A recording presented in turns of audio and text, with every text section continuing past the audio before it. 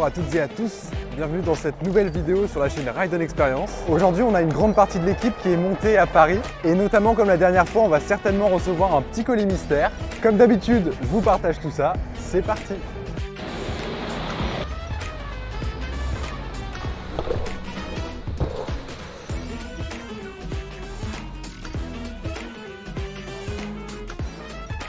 Non mais ah je sais, c'est pas pour moi.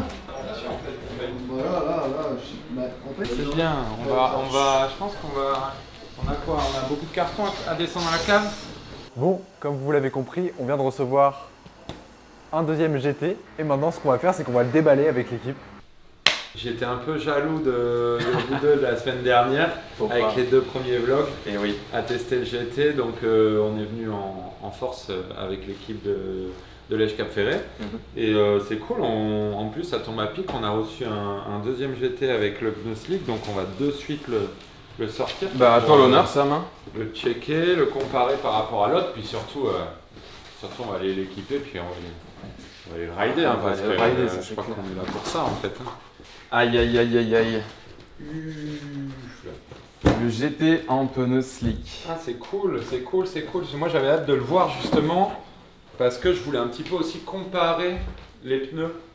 Hier, on vous dit pas tout, mais c'est vrai qu'on a quand même craqué. J'ai quand même ridé le GT avant le tournage de cet après-midi. J'ai pas pu me l'empêcher. Et du coup, sur le pneu cranté, je le trouve hyper cool, mais il me tardait de voir aussi le slick pour voir le profil du pneu. Touc, voilà. Et retrouver les fameux nouveaux footpads. C'est vrai que la qualité de finition, elle est assez impressionnante hein, sur ce modèle-là. Quand on voit l'évolution du One Wheel là, depuis 5 ans et les différents designs, là, tout est repensé, tout est arrondi, les rail guards, tout est différent par rapport au XR ou au Pintix. C'est vraiment une nouvelle board, c'est assez fou. Du coup, on a reçu aussi un deuxième petit cadeau qui est avec la board. Ça fait trop plaisir parce que c'est l'équivalent du pack Elite qu'on va proposer bientôt sur notre site également. Et donc il y a un truc qui nous intéresse grandement, c'est ça. Ça c'est l'hyperchargeur. Du coup c'est un chargeur qui va charger beaucoup plus rapidement la board. Donc on va le sortir direct parce que nous, comme on a envie de rider cet après-midi, il va falloir lui mettre du jus, le recharger. Mais c'est vrai que le premier unboxing qu'on avait fait avec Camille, on n'avait pas reçu l'hyperchargeur, on avait reçu le chargeur classique. Donc l'hyperchargeur, hein, il est beaucoup plus gros, un peu plus lourd aussi, mais bon, c'est justifié parce que les performances, ça, je pense, on va dire ça quoi, ça divise par deux à peu près le temps de recharge. Et du coup aussi, oui, petite précision, on n'en a pas parlé encore, mais sur le nouveau GT, les chargeurs sont différents, c'est des nouveaux chargeurs, donc c'est différent du XR, du Pint et du Pintix. Donc vous voyez, maintenant c'est une prise coudée. Donc au moins ça tient bien, il n'y a pas de risque que ça se débranche si vous marchez sur le fil ou quoi que ce soit. Donc voilà, c'est le petit détail en plus. Et après regarde qu'est-ce qu'on a là Thibaut. Ça c'est bien ça. Ah ça c'est nouveau aussi. Nouveau, le Fender carbone. On a la fibre. La fibre carbone. C'est vrai que la dernière fois on n'avait pas mis de Fender justement avec Camille parce qu'on avait envie de profiter un peu du pneu cranté. Mais là on va en installer un juste pour au moins en avoir un des deux qui soit équipé. J'ai choisi une petite couleur qui me plaisait pas mal. C'est un nouveau coloris, noir et or avec le branding One Wheel et GT. Ah oui, GT. Avec du coup regarde. Et les bumpers qui vont avec. Ça, c'est nouveau ça aussi. Le stand. Ça c'est cool. Ça c'est un petit stand qu'il va falloir monter soi-même, mais de toute façon tout est fourni avec, hein, comme d'habitude chez Future Motion. Vous avez les petites vis, les petites clés. Du coup comme le One Wheel GT, le design est tout nouveau, il a été totalement repensé. Et aussi vous voyez qu'il est beaucoup plus large en termes d'épaisseur. Donc c'est un stand qui est tout nouveau et qui est justement fait pour s'adapter à la forme du GT. Après je crois que tu as ces petites. Voilà. Allez. Bah, du coup, vous l'aviez présenté, mais ce qui est cool là, c'est qu'on va l'installer sur le GT avec le pneu slick. Ouais. Comme ça, comme tout à l'heure, on va partir en ride. On aura un cranté avec footpad avant-arrière d'origine, un slick avec un love hump à l'arrière, pour pouvoir aussi sentir la différence. Ce qu'on va faire, c'est qu'on va custom la board. Allez, on va lui poser les rail guards, on va la mettre à charger en même temps. Et puis dès que c'est prêt, ça part. Ça sera le One Wheel GT Black and Yellow. Yeah, you know what it is. Black and yellow, black and yellow, black and yellow, black and yellow. Yeah, you know what it is. Ce qui est pas mal aussi sur le bumper, c'est la différence d'épaisseur dans les angles. Si on en prend un d'un XR et qu'on compare justement cet angle-là sur le XR là, c'est celui qui a tendance à frotter. Forcément parce que les bumpers, à la base, c'est des pare-chocs en fait, qui sont là pour protéger les composants internes de la planche. Ça, ce qui est cool, c'est que c'est des consommables, donc c'est effectivement là pour ça. On voit qu'il y a vraiment une épaisseur qui a été rajoutée, notamment à ce niveau-là, au niveau des angles, pour permettre d'être encore plus durable. Là, le bumper, il est plus épais que sur le XR, mais voilà, on voit vraiment la différence en termes de relief.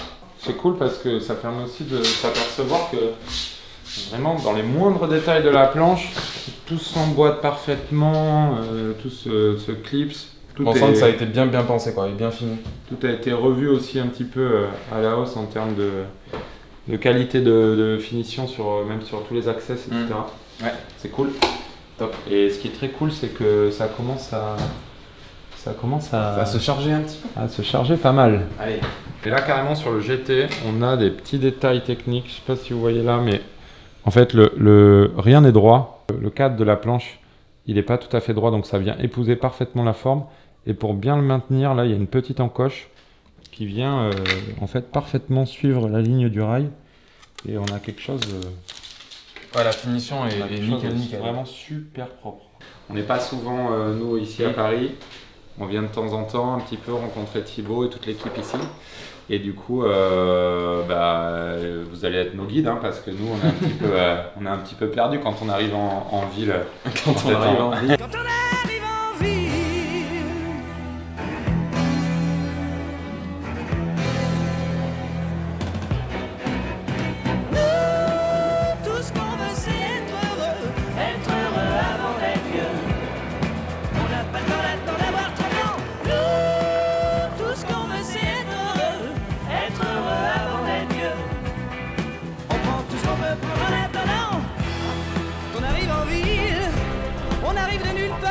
Donc là, depuis Bastille, on a pris la rue de Rivoli pour tracer directement jusqu'au Louvre. L'idée, c'est de faire une petite boucle au Louvre et de rentrer par les quais jusqu'au shop Ride & Experience de Paris.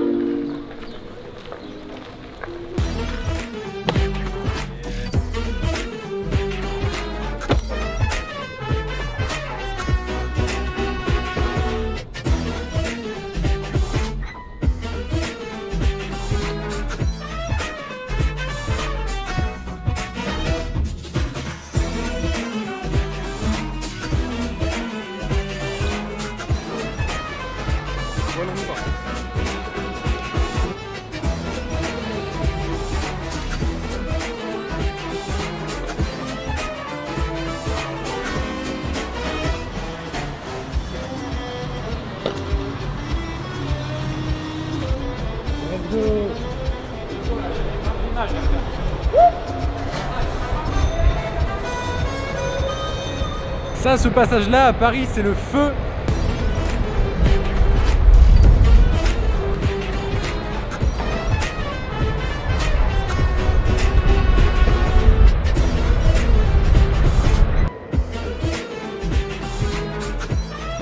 On a l'impression de... Ouais, on est déconnecté là, le temps de 2-3 minutes. Tu passes, il y a de la fraîcheur, il fait nuit, il y a des superbes lumières. La piste est suffisamment large pour tous les utilisateurs, donc c'est cool.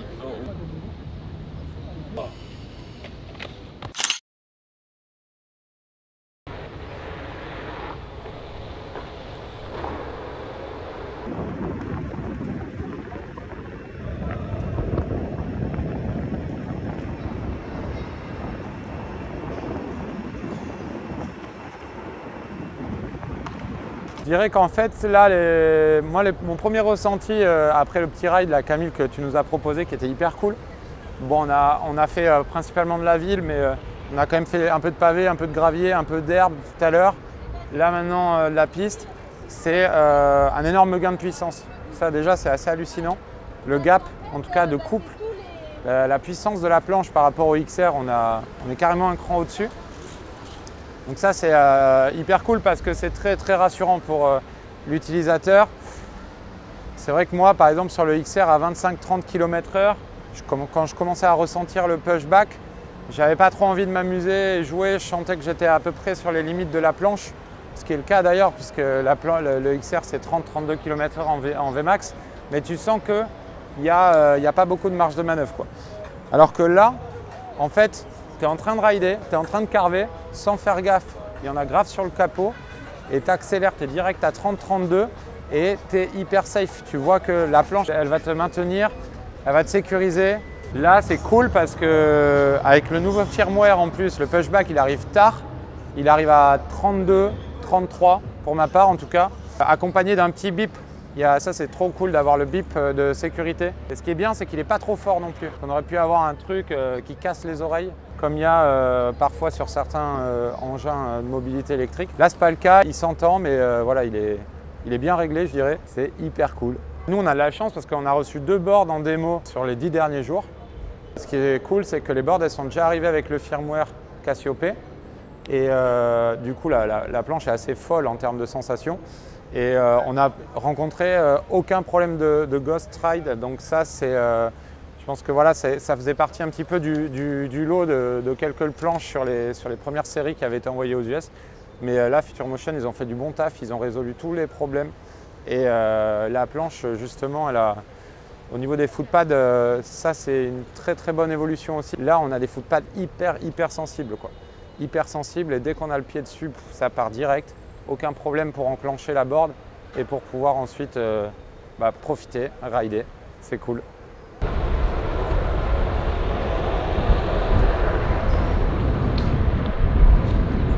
Ouais, ce qui est cool, c'est l'autonomie qu'on a pu avoir avec les GT aujourd'hui.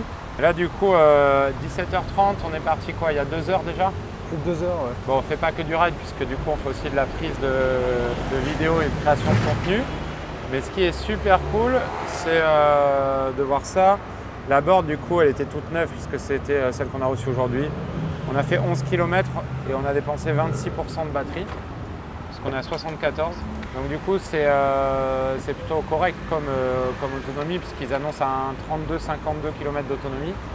Et là, si on fait un 25%, c'est à peu près un quart de ce qu'on avait au départ. 11 km, on est sur un 40-45. Sachant qu'on a quand même un petit peu envoyé sur 2-3 plans avec Camille et Thibaut. C'est une très bonne nouvelle parce que honnêtement là, moi je suis déjà un peu rincé presque. Ouais, t'as vu, ça fait 2 heures qu'on a pu ride. bien profiter et tout, faire tout ce qu'on voulait et pourtant, regarde, fais voir ton compteur. Ouais, Voilà. Ça c'est les 2 planches. Mais du coup c'est hyper cool parce que ça promet des sessions, il y aura moyen de se faire plaisir, se faire mal aux jambes. Et c'est ça qu'on veut, donc c'est cool. C'est très cool. La suite pour les prochains jours, ça va être des tests un petit peu en tout terrain pour voir la différence. Eh bien, merci à tous de nous avoir suivis pour cette 3e vidéo. Comme d'habitude, n'oubliez pas de laisser un commentaire, un like, partager et vous abonner à la chaîne Ride On Experience pour suivre le contenu qu'on poste régulièrement, notamment autour du GT. C'était Camille et l'équipe Ride On Experience. À la prochaine, bon ride!